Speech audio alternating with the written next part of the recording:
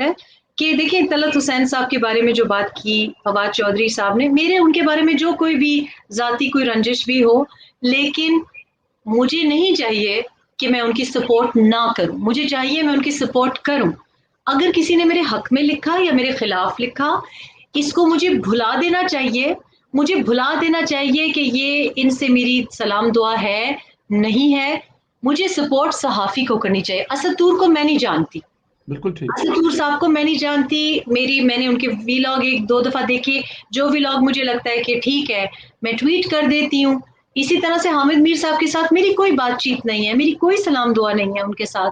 मैंने एक दफ़ा उनको टेक्स्ट भेजा था जब उनको पहली दफ़ा कातिलाना हमला उनके ऊपर हुआ, उनके पूछने के लिए। जाहिर है एक बड़ी खतरनाक बात थी। और लेकिन इसका ये मतलब नहीं कि मैं हामिद मीर साहब को क्योंकि मैं जानती नहीं हूँ या उन्होंने कहा नहीं है तो मैं सपोर्ट ना करूं। मेरा ख्याल है हर साल इसी तरह से हामिद मीर हो या कोई और हो, नजम सेठी हो, मुर्तजा सुलंगी साहब, जो भी हमारे जो काफी अरसे से सहाफत कर रहे हैं, उनको चाहिए कि संदेला साहब को भी सपोर्ट करें। उनको चाहिए कि मैं अपनी बात नहीं करती, मेरे पे तो जो गुजरे हम पे वो कम है, तुम्हारे गम का मौसम है। तो अरे मैं कहती हूँ कि अब जो आए हैं संदेला साहब हों, और मैं ये भी नहीं कहती कि आप सिर्फ पीएमएलएन को, मैं समझती हूँ कि ऑर्डिनरी जो कि आज़ाद सहाफत कर रहा है, अगर आपको लगे कि उसमें कोई एजेंडा नहीं है, अगर आपको लगे कि वो सही बात कर रहा है। हमें नहीं पता सतूर पे किसने अटैक किया, मेरी कोई इतला नहीं, मेरी कोई इतला नहीं कि इमरान रियाज ने किया कि इमरान रियाज ने नहीं किया, मेरी इतला नहीं है। मुझे पता है उस पर अटैक हुआ, मुझे पता है उसने खुद अपने हाथ नहीं बांधे, मुझे ये पता है उसने कोनियां अपनी खुद नहीं तोड़ी, ठीक है। तो मैं उसने एफआईआर कटाई है, इस बात की हमें सपोर्ट करनी चाहिए। इसी तरह अगर हामिद मीर साहब अब कह रहे हैं कि उनके आसपास किसी खवातीन सहाफियों ने कंप्लेन की है, तो मैं समझती हूँ वो सही कह रहे होंगे, इसलिए क्योंकि हमें भी धमकियां आई हैं।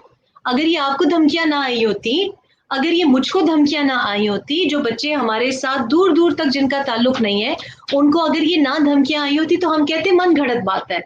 लेकिन अब सारा आलम साहब को गोली लगी है, हमने देखा है, हमने देखा है नुसरत जावेद साहब कैसे चुप करके खामोशी से बैठे हैं। तो ये कोई एक घर की कहानी होते तो हम कहते ना कि फिफ्थ जनरेशन वॉरफेयर है। फिफ्थ जनरेशन वॉरफेयर है। अगर आईएसआई को बदनाम करने की साजिश है तो भी आईएसआई की जिम्मेदारी बनती है कि उसको मालूम करे। अगर किसी दुश्मन मुल्क की साजिश है तो भी क्या हमारे हसास इदारों की, क्या प्राइम मिनिस्टर हाउस की, क्या हमारी ह्यूमन राइट्स कमीशन की जिम्मेदारी नहीं बनती? क्या इंटीरियर मिनिस्टर की जिम्मेदारी नहीं बनती कि पिंडी इस्लामाबाद में कभी कोई ब्यूरोक्रेट चला जाता है शुमाली इलाका जात की सैर को, कभी हमारा पुलिस ऑफिसर शहीद कर दिया जाता है, कहीं उसामा सत्ती शहीद किया जाता है, कहीं सहाफियों के घर में घुस के कोई मार रहा है, तो गुंडा कर रहा है या कोई किरदार कर रहा है या कोई इदारा कर रहा है, ये रियासत की जिम्मेदारी है, ये हमारा आइन कहता है। अगर आपकी बदनामी हो रही है तो इस बदनामी को हटाना भी आपकी जिम्मेदारी है, क्योंकि मेरे पास या सरदेला साहब के पास या हामिद मीर साहब के साथ पास या तूर के पास ये तो नहीं है ना, रिसोर्सेज नहीं है, हम कैसे मालूम करें? बिल्कुल ठीक, इसमें कोई शक नहीं है। अभी आपने जिक्र किया अपना उनका अबसार आलम साहब का, अगर आप इजाजत दें तो आज एक बीबीसी पर वो ट्वीट बहुत ज्यादा मतलब देखा जा रहा है, आपने भी किया है, तो अगर जी इजाजत दें तो अबसार आलम साहब के कुछ अल्फाज हैं, मैं अगर जी आपको सुना सकूं तो जी जी। जी जी, ये सुनिए। केसेस उठा के देख लें इस्लामाबाद से, कोई नहीं पकड़ा गया, किसी को सज़ा नहीं हुई। मैं पिछले 4 साल से घर बैठा हूँ और पैमरा के बाद ना कोई टीवी चैनल मुझे बुला रहा है, ना मेरा आर्टिकल कहीं छपने दिया जा रहा है। तो मैं तो बिल्कुल ज़ुबान बंदी है। मेरे पास एक ट्विटर अकाउंट है छोटा सा, मैं उस पर कभी कभार ट्वीट्स करता हूँ, और वो भी मैं कोई ज़ाती दुश्मनी के या ज़ाती मामलात पे नहीं करता। सब लोग आइन और कानून की बालादस्ती चाहते हैं, जो नहीं चाहता अगर वो मुझसे दुश्मनी समझते हैं तो मैं उसके लिए तैयार हूँ। पे हमला जी बिल्कुल। अब ये बात जो वो कर रहे हैं कि एक बार अब देखें ना, जो कंसर्निंग बात है जिसके ऊपर हम आगे जाके आई एम श्योर कि हम बात भी करेंगे, वो ये बात नहीं है कि टीवी पे तो आपको कोई बर्दाश्त नहीं हुआ। मतलब मुझे बताएं टीवी पे बचा कौन है?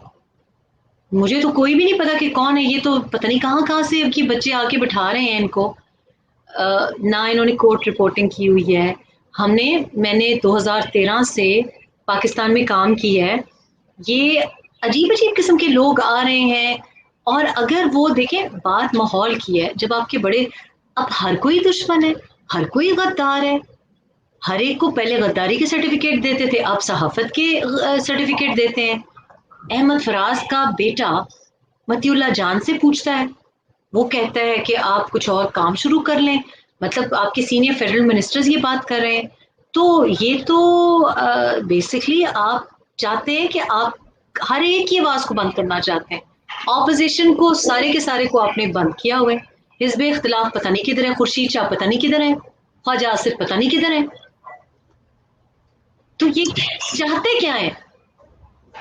इसमें कोई शक नहीं है, ये क्या चाहते हैं, यही तो एक बहुत बड़ी, ये बेसिकली चाहते हैं कि सब लोग जबाने और अपने होंठ सी लें, ये बस यही चाहते हैं।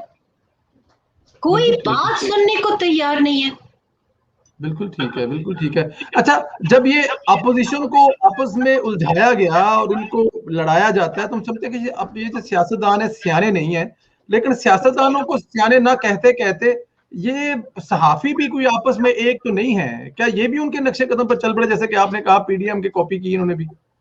देखिए, बात ये है कि मैं इस धड़ेबाजी से, आपको पता है, पीएमएलएन में धड़ेबाजी हो या पीडीएम में धड़ेबाजी हो, अब देखिए ना पीटीआई का क्या हाल हो गया है। पीटीआई ने जो कश्मीर में टिकट दिए हैं, उसके एहतजाज में बाहर, आपके बनीगाला के बाहर एहतजाज हो रहा है। तो सहाफती बिरादरी, मुझे जाती तौर पे, मैं बिल्कुल गलत हो सकती हूँ, पर मुझे ये फील हुआ है, मुझे सर्टनली ये फील हुआ है। अब तो वक्त गुजर गया, लेकिन जैसे 2015 में आपने देखा किस किस्म